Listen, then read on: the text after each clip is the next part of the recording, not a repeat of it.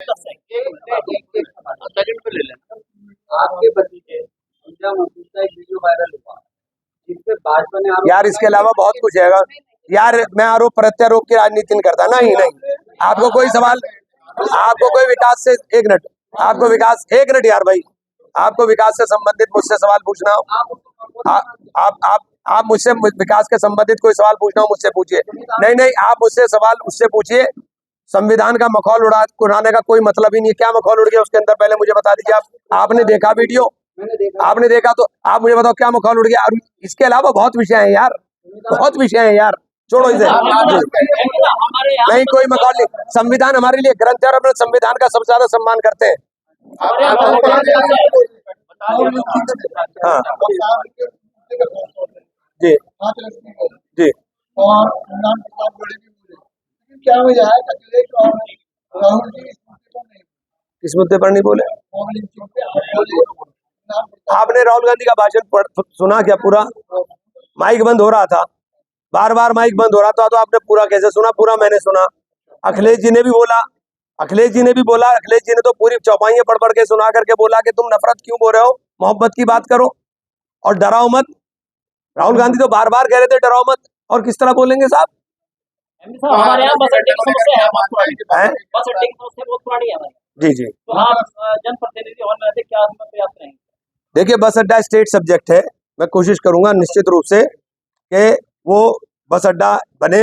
और बस अड्डा यहाँ, चूंकि यहाँ की आबादी जो जोग्राफिकल वो है, वो आबादी इस तरह की है कि एक कोने पर एक बस अड्डे से काम मुझे लगता है चलेगा नहीं, 2 ही बस अड्डे बनाने पड़ेंगे। ISBT स्तर का देखिए इसे उठा लेंगे इंशाल्लाह, जो भी होगा करेंगे तो ही। देखिए हाथरस की घटना बहुत दुर्भाग्यपूर्ण है। मैं मौके पे सबसे पहले पहुंचने वाले लोगों में था, मैं रात को ही मौके पर पहुंच गया था। और जिस तरह से मैंने लाशों का वहां पे हाल देखा, और बहुत गरीब लोग थे, बहुत गरीब लोग थे। उन लोगों को हमने सरकार से कहा कि मुआवजा राशि बढ़ा के दी जानी चाहिए। श्रद्धालुओं की मौत हुई है, वो आस्था के अंदर अंधा होकर के इस तरह से वो वहां पे इकट्ठा हुए, और कुप्रबंधन की वजह से वहां इतना बड़ा हादसा हुआ। मैंने इतनी लाशें एक साथ लाइन से लगी हुई कभी नहीं देखी। भाई दोषी तो सरकार तय करे कौन है कौन नहीं है। मेरा मामला है मुआवजे का, कि मुआवजा दे उन्हें, क्योंकि अब आप दोषी तय करो कौन है कौन नहीं है तो अलग विषय है, पहले आप मुआवजे की बात करें कि मुआवजा दे। कैसी बात कर रहे हैं यार, जब तुमने सुना नहीं बोल रहे। राहुल गांधी ने कहा हिंदू कभी हिंसक नहीं हो सकता, राहुल गांधी ने कहा हिंदू कभी नफरत नहीं फैला सकता।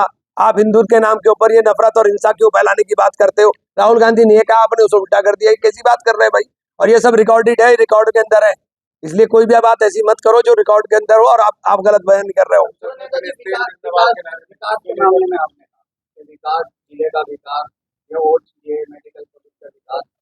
आपने बिजली की समस्या को लेकर माननीय योगी आदित्यनाथ की तारीफ? भैया मैंने योगी जी की तारीफ नहीं की थी, मैंने ये कहा था, और आप में से कौन सा आदमी है जो मेरी बात को झुठला देगा? इस कड़कड़ाती गर्मी में जब ट्रांसफार्मरों के ब्लास्ट हो रहे हो, बिजली के कर्मचारी रात भर करके काम कर रहे थे, मैं जाग रहा था, मैं देख रहा था, मैं करा रहा था, लाइट हमें अच्छी मिल रही थी, मैंने अच्छी लाइट की बात तारीफ कर दी, आपने योगी से जोड़ दी। बताओ इसमें मेरी क्या गलती है भाई? तो लाइट अच्छी थी यार, अगर मैं कहूँ कि नहीं थी तो क्या नहीं थी? एक मिनट, अगर मैं कहूँ कि नहीं थी तो क्या नहीं थी? बताओ, लाइट 14 घंटे 16 घंटे 18 घंटे मिल रही थी कि नहीं मिल रही थी? सरकारों के अच्छा मानते हैं।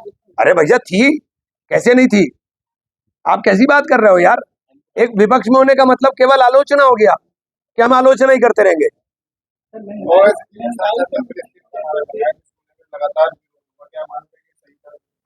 ये फैसला ओवैसी साहब का है या स्पीकर साहब का है, मेरा तो नहीं।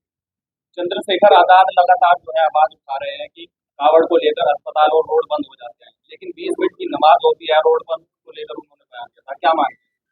ऐसा है, जो बयान चंद्रशेखर ने दिया उसका जवाब चंद्रशेखर से लेना, समझ गए आप? मुझसे आप जवाब मत दो। और जहां तक नमाज की बात आप कह रहे हो, मुझे ये सरकार है और क्या हमारे साथ होना और क्या हो रहा है ये सबको पता है, आपको पता है, मुझे पता है। लेकिन ये बैठे जुबैरी साहब क्या नमाज जायज है? अगर सड़क के ऊपर आप पढ़ रहे हैं, सरकार ने मना कर दी?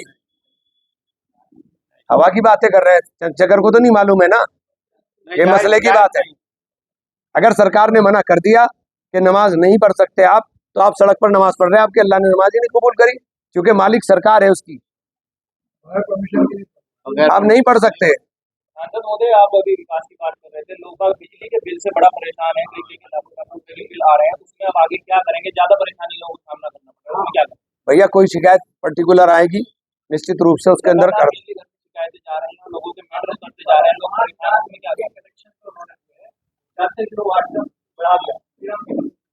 भैया ये जो देखिए ये जो जन समस्याएं हैं जो लेकर आएंगे, इन मामले में निश्चित रूप से अधिकारियों का भी मीटिंग बुलाएंगे, हम दिशा की मीटिंग बुलाएंगे, उस मीटिंग के अंदर अधिकारियों के सामने रखेंगे। और अगर किसी का व्यक्तिगत रूप से पर्टिकुलर है, मैं आपके माध्यम से कहना चाहता हूँ, मेरे कार्यालय पर आ जाए, मैं बैठा हूँ, मिलूंगा। मैंने तय करा कि मैं हर सूरत में कुछ भी होगा, सैटरडे संडे में तो सहारनपुर ही रहूंगा, चाहे कहीं भी होऊंगा, लेकिन सैटरडे संडे में सहारनपुर ही रहूंगा। मानसून आ रहा है और बाढ़ की स्थिति पहले भी सहारनपुर में देखने को मिली थी, क्या आज को लेकर प्रशासन- देखो ये बहुत ऐसा मुद्दा है कि मैं इसके ऊपर गहन मंथन कर रहा हूँ और कुछ विशेषज्ञों से राय भी ले रहा हूँ। सहारनपुर के अंदर 3 नदियां हैं खासतौर से, एक नदी है पौधोई नदी, दूसरा डमोला, और तीसरी जो बड़ी नदी है वो है हिंडन। और जब ये तीनों नदी एक जगह मिलती है तो हिंडन के अंदर फ्लो ज्यादा होता है, हिंडन पानी नहीं ले पाती और ये बैक मारता है, और बैक वाटर से पूरे शहर के अंदर हमारे तबाही मचती है। तो इसमें हम क्या करा सकते हैं, इसका क्या रास्ता निकल सकता है? चूंकि प्राकृतिक आपदा है, लेकिन इसका कोई रास्ता कोई ना कोई निकलने का होगा, उसमें हम विशेषज्ञों से राय लेकर के काम करेंगे।